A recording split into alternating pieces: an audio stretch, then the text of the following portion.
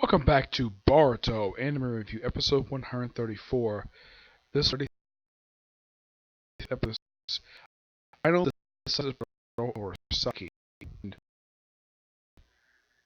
This episode kind of is the last episode of this arc, but there's still like one more afterwards, basically an Athens episode next week. Episode picks up right where last week left off, where it looked like Urashiki was defeated. And of course, you have Jiraiya, Naruto, and Boruto looking like they actually won. Like, nope, not yet, because the guy was switching his hand. And then he just stood up.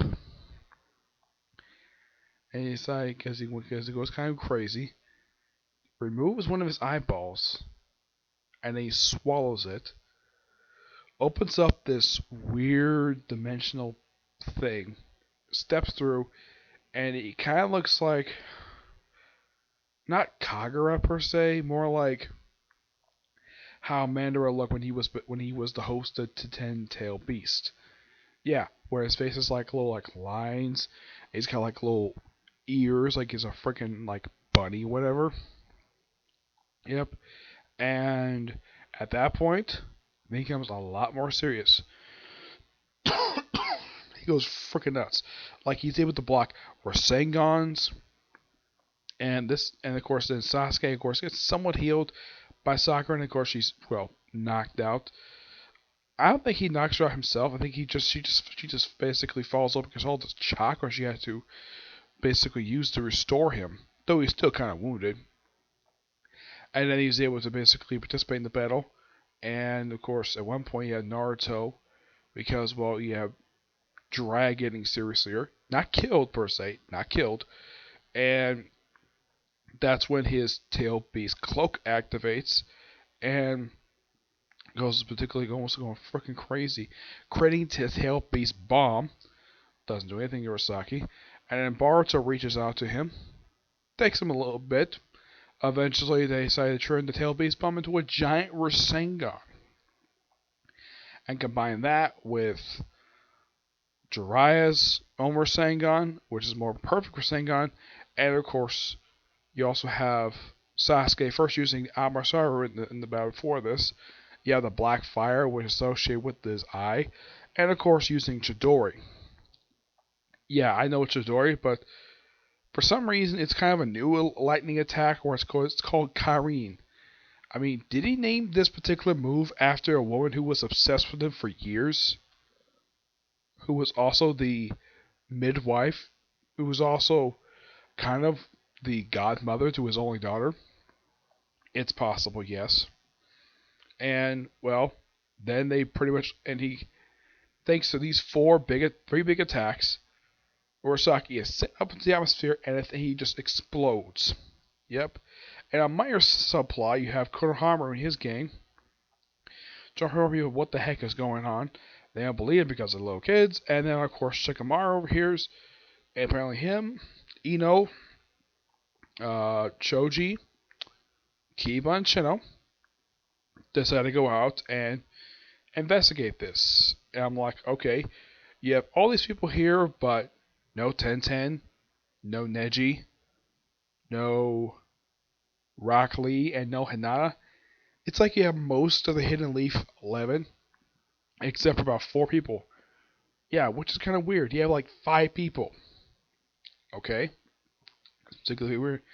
And yeah, it's like Konohamaru and Cooper scene just for 2 scenes. And this is the most scene you see of them. Yep. And of course, after the battle, Naruto and Boruto simply collapse due to exhaustion. And of course, excuse me, where at one point in the episode, Jiraiya says, I have an idiot for a disciple, and Sasuke iterates the same line, which is kind of weird. They repeat almost the same exact line, but 2 different people. And they both agree they have idiots for disciples. Yep, and that's where the episode ends.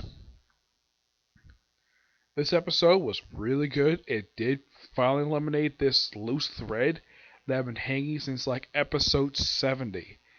Yes, this one character Urasaki, he'd been floating around for quite a while. It's like, okay, when they went into this particular arc to finally do this particular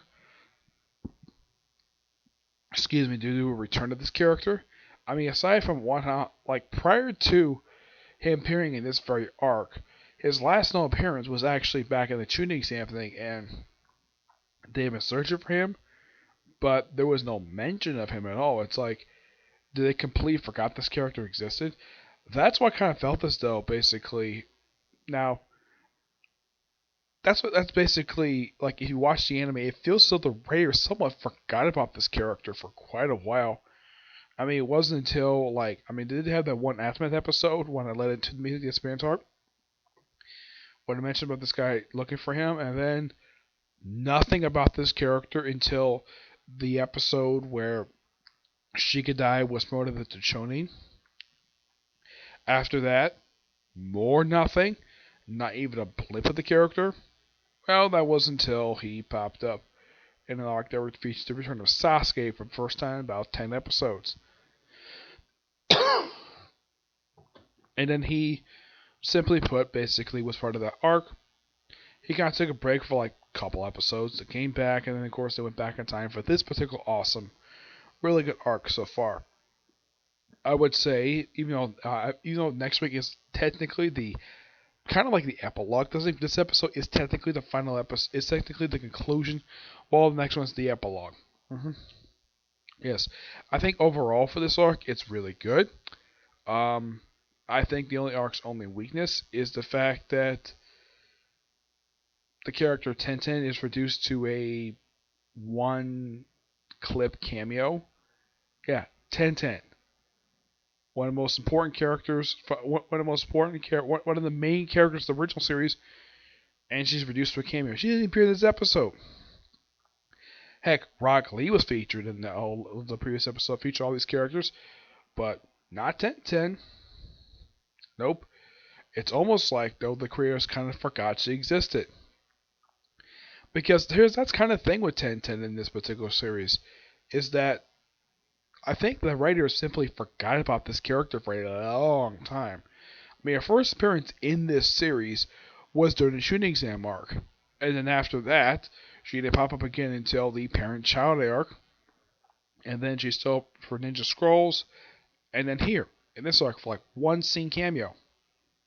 And I'm thinking, really? That's all you're gonna do with Tenten? A character who, in my opinion, is my third favorite female character whole series, and this is what you do with her? Hopefully you can do something with her in the next arc of the series.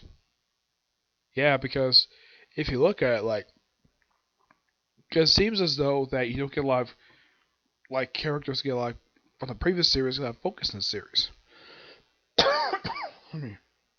I mean, Shindo appears for a good chunk of the series, and of course, Shikamaru still occasionally appears, and Choji still appears, along with Kiba. Kiba, not that much. He occasionally appears, but I think like the one character Henley 12 should make a lot of appearances is Tenten. Yes, Tenten. Why? She's a great character. I do not know why the fact that the series doesn't bother doing anything with her. And from what I've read, Kishimo loved drawing this character in the manga. Because she was the most simple character, easiest character for him to draw. And yet, the anime, I mean, if you look at Naruto Shippuden, used it really good. This series, barely used at all. Hopefully, in a future arc, they actually brought the user. I hope so, okay? So yeah, that's it for single view, and that's it for reviews today. I'm gonna have a few views tomorrow, basically review of Case Closed, hopefully. Newest chapter Blue Exorcist, and hopefully a movie review. Okay? And probably also my final review for Demon Slayer until I switch over to reviewing the manga, okay? See you next video. Bye.